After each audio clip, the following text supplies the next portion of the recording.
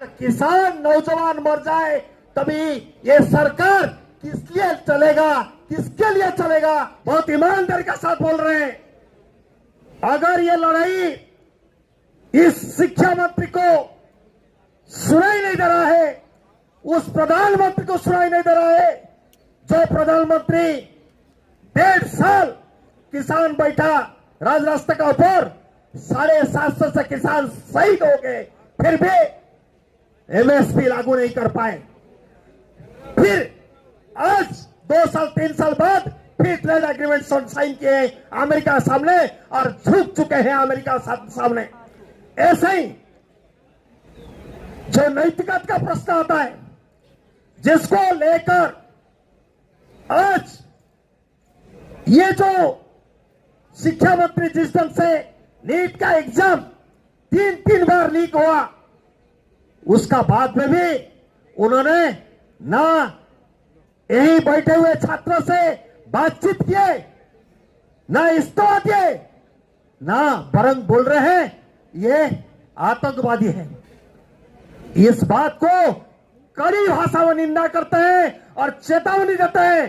धर्मेंद्र प्रधान जी, सही में इस्तीफा दे दो, नहीं तो उड़ीसा में और चुनकर आना मुश्किल हो जाएगा। हम वहीं वादा देते हैं, लगाते हैं जो इस बात को लेकर चलेंगे और उड़ीसा में घर घर में उस प्रचार को लेकर चलेंगे। जब तक धर्मेंद्र प्रधान उस उड़ीसा में घुस नहीं पाएगा, उस प्रकार का शपथ लेते हैं। और अगला जो लड़ाई शुरुआत होगा 28 तारीख को, उस 28 तारीख को यही कितना लोग अनशन में बैठेंगे, छात्र बैठेंगे, किसान बैठेंगे और लड़ाई आगे बढ़ेगा। ये वो लोग आए हैं, आप एक बार आके इनकी शक्लें देख ले, तो 13 महीने संघर्ष के बाद 750 शहादत देके इस सरकार को घुटने पे लेके आए हैं, वो लोग हैं।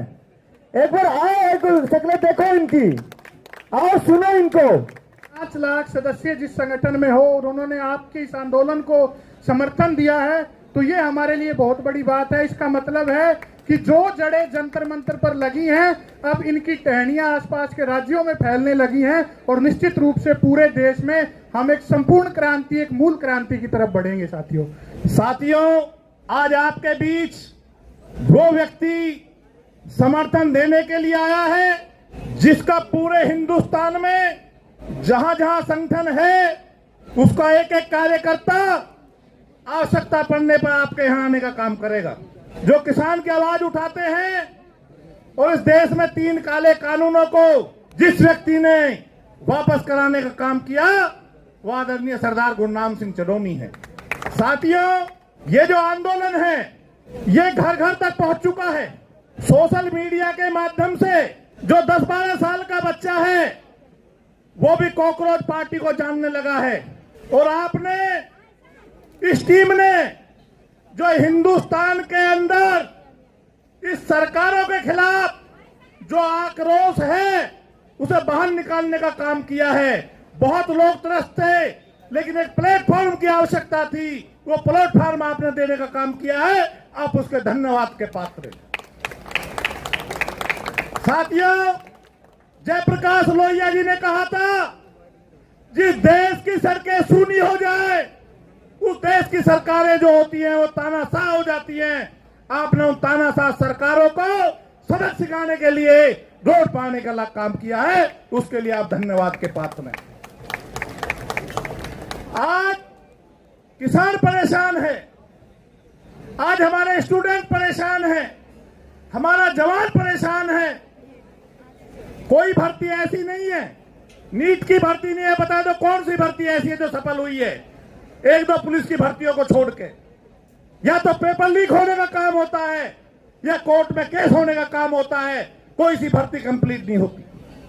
दूसरा, निजीकरण पर जोर दिया जा रहा है, जो सरकारी उपकरण बंद किए जा रहे हैं और बच्चों को बेरोजगार का काम किया जा रहा है। साथियों, जिस प्रकार विद्यार्थियों के साथ, स्टूडेंट के साथ छल किया जा रहा है, इसी प्रकार एक छल और बहुत बड़ा हो रहा है, जिसका अभी जिक्र करके गए थे हमारे साथी। जो ट्रेड डील है, अगर वो ट्रेड डील इस देश में आई और लागू हुई तो गुलाम होने निश्चित हो। किसान की जो फसल है, कृषि उत्पाद और डेयरी उत्पाद, वो अमेरिका के आएंगे और जीरो टैक्स पे हिंदुस्तान में बिकने का काम करेंगे। जो ईस्ट इंडिया कंपनी ने भी इतना काम नहीं किया जो अमेरिका इस काम देश में करना चाहेगा। ये आपका आंदोलन नहीं है, ये सब हमारा आंदोलन है, क्योंकि किसान और मजदूर के सब बच्चे खड़े हैं। ये टाटा साहूकार के किसी के बच्चे नहीं है, इसलिए सबका आंदोलन है, प्रत्येक भारतीय का आंदोलन है। बोलो जय जवान, जय जवान। साथियों, ये जो 6 जून से एक लड़ाई शुरू हुई जंतर मंतर पर, आज वो बड़ी होती जा रही है और हम इसीलिए बार बार कह रहे हैं कि देखिए हमारी जिम्मेदारी भी बढ़ती जा रही है। देश का किसान, जवान, मजदूर एक साझी लड़ाई शुरू करने जा रहा है। एक न्यायाधीश इतनी बड़ी बात कहता है, चलो सत्ता में मस्त होकर के राजनीतिक लोग तो करते हैं, लेकिन एक न्यायाधीश की तो जिम्मेवारी बहुत बड़ी होती है कि उसको बहुत ही सोच समझ करके बोलना चाहिए। जो एक आम जनता को एक काकरोच की संज्ञा देता है, अब उनको पता भी लगना चाहिए भी ये काकरोच नहीं है, असली ताकत देश की यही है। तो साथियों, खाली आज एक संकट आप बेरोजगारों पर नहीं है, आज पूरे देश पे है, चाहे वो किसान है, चाहे वो बेरोजगार युवा है। और सबसे बड़ी बात तो ये है कि शिक्षा एक ऐसी चीज है जो कि पूरे देश के विकास के लिए बहुत जरूरी होती है। अगर शिक्षित नहीं है वर्ग तो उसका हमेशा शोषण होता है। आज शिक्षा का ऐसा व्यापार इन्होंने बना दिया है कि आज जितना भी शिक्षा का व्यापार था वो कारपोरेट को दे दिया है, और आज के समय में किसानी भी कारपोरेट को दे रही है।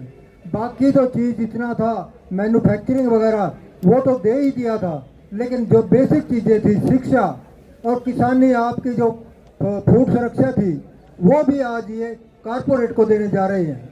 और इस देश की 60% आबादी जो आज के टाइम में है वो 18 से 35 साल के बीच में वो आप लोगों की है। उनका पेपर लीक करके उसमें भी अपने ही एडजस्ट किए जाते हैं। आज जितने पेपर हुए, आज एक भी पेपर आज तक ऐसा नहीं है जो लीक ना हुआ। लीक होने का मतलब ये है कि योग्यता का यहाँ कोई कीमत नहीं है। यहाँ तो भाई भतीजावाद या जो सत्ता में बैठा है उसी को ही सब कुछ दे देना है। तो ना आपका यहाँ कुछ है और ना ही आपका बाहर कुछ है। तो साथियों, अगर इस व्यवस्था को बदलना है तो एक ऐसी लड़ाई है कि आप लोगों ने देखी होगी 2020 में किसानों की 13 महीने बैठे थे, सुनी नहीं थी। लोग यहाँ कितने रह गए थे, बहुत थोड़े से रह गए थे, लेकिन गए नहीं थे। 13 महीने लगाए, लेकिन आंदोलन घर घर में जीवित था। वो आंदोलन 13 महीने तक पीछे आंदोलन जनता में जीवित रहा और ये उठा नहीं सके उसको, और तब आखिर में वो तीनों काले कानून रद्द करके किसानों की बात माननी पड़ी।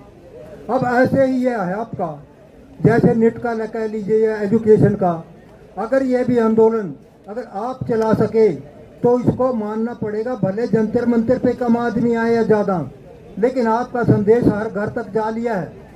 हर घर तक आपका मैसेज पहुंच चुका है कि आप पढ़ने का कोई फायदा नहीं, शिक्षा का। तो साथियों, अगर इसके लिए आपने आंदोलन, ये दोनों जुड़ गए, किसान और नौजवान, व्यवस्था बदलने के लिए ताकत चाहिए, ताकत, और वो ताकत आप लोगों में है। जो नौजवान है व्यवस्था बदलने के लिए हमेशा जब भी बदली, चाहे अंग्रेजों के टाइम में ले ले, चाहे अब हमने चाहे जितनी बार सरकारें बदली, तो उसमें सबसे अहम रोल जो रहा है वो हमेशा ही नौजवान का रहा है। आंदोलन में बिल्कुल पक्के डटे रहे तो मैं कहता हूं कि कोई आपको हराने वाला नहीं है। इस व्यवस्था को आपको बदलना पड़ेगा, आज बदल दे या कल बदल दे। आज वो ट्रेड डील के नाम पे है, और व्यापार तो हमेशा होता है देश पूरी दुनिया के अंदर, लेकिन व्यापार वो होता है चाहे अपने देश में करे या बाहर से करे। मेरे को फायदा होता तो मैं करूँगा, आपको फायदा होता आप करें। लेकिन ये पहला ही बार देखने को आया है, हिंदुस्तान का सरकार पहली बार देखता है कि अमेरिका कहता है मैं आपको जबरदस्ती ये सामान दूंगा, भले आपको नुकसान हो या फायदा हो, मेरे देश के एग्रीकल्चर प्रोडक्ट आपके देश में आएंगे और उसके ऊपर आप कोई टैक्स भी नहीं लगाएंगे और उसकी आप गुणवत्ता भी नहीं देख सकेंगे ये गलत है या ठीक है। और आपके अगर सामान कोई अमेरिका में जाएगा तो उस पर 18-20% टैक्स लगेगा। तो ये बताओ भी कौन सा व्यापार है? आप तो पढ़े लिखे हैं, क्या ये व्यापार है या धक्काशाही है? फोर्सली जिसको कहते हैं ये एफटीए। एफटीए का मतलब होता है फ्री ट्रेड एग्रीमेंट, और ये जो लागू हो रहा है ये फोर्सली ट्रेड एग्रीमेंट है। फ्री ट्रेड एग्रीमेंट नहीं, फोर्सली ट्रेड एग्रीमेंट आपके ऊपर लादा जा रहा है। उसका इतना सोचा समझा है कि अगर ये लागू हो गया तो यहाँ का जो सामान है वो सस्ता एक बार दे देंगे, और हमारे किसान का जो थोड़ा बहुत जीवित है वो बिकेगा नहीं। जब बिकेगा नहीं तो यहाँ की किसानी खत्म, और आपकी फूड सुरक्षा भी अमेरिका के हाथ में है जो 70 से पहले थी। फिर वही कहेगा जैसे लाल बहादुर शास्त्री को कहा, या तो पाकिस्तान के साथ लड़ाई बंद कर दे, नहीं तो आपकी जनता की जान मेरी मुट्ठी में है। तो इतना बड़ा घातक हमला है ये भी आपके ऊपर साथियों। जो ट्रेड डील है ये भी एक बहुत बड़ा हमला है, और जो आपके एजुकेशन पे है, हेल्थ पे है, ये सब कारपोरेट को दे दीजिए आप। आज आम आदमी इलाज नहीं करा सकता, आम आदमी का बच्चा पढ़ नहीं सकता। तो साथियों ये जब है ही कुछ नहीं, हर आदमी के कोई है ही नहीं सुनने वाला, और इस सरकार का तो रिकॉर्ड है कि जहां यहाँ के सत्ता प्रधानमंत्री ने आज तक कॉन्फ्रेंस नहीं की। दुनिया में कोई देश ऐसा नहीं है जिसके प्रधानमंत्री ने कॉन्फ्रेंस हर बल तो हफ्ते में कर लेता है, महीने में, लेकिन इसने 12 साल में नहीं की। तो इस किस चीज़ का प्रधानमंत्री है जो ये जनता को पूछता ही नहीं आपको तकलीफ क्या है, अपनी बताता नहीं हम ये कर रहे हैं, अपनी मनमर्जी से कर रहा है। सारा कारपोरेट जो कहता है वो करता है। कभी कॉन्फ्रेंस नहीं किया और कभी किसी भी संगठन के साथ बैठ करके 12 साल में आज तक बातचीत नहीं की है। भले ये 3 कानून भी मान लिए लेकिन बातचीत नहीं की। तो साथियों इस व्यवस्था को तो आपको लोकतंत्र नहीं है, ये सीधा सीधा डिक्टेटरशिप है। अगर आपको लोकतंत्र लागू करना है, लोकतंत्र रखना है, तो फिर आपको एक बहुत बड़ा आंदोलन करना पड़ेगा, और किसानों को नौजवानों को दोनों को मिलना पड़ेगा। साथियों ये आपका निष्फल नहीं जाएगा, और जब ऐसी व्यवस्था होती है तो कोई ना कोई ऊपर वाला भी इसका साथ देता है, और आप लोगों के साथ हैं, हम हमेशा हैं, और आप लोगों को ये ताकत आपके साथ है, जनता आपके साथ रहेगी अगर आप इसमें सक्रिय रहे तो। जय जवान जय किसान।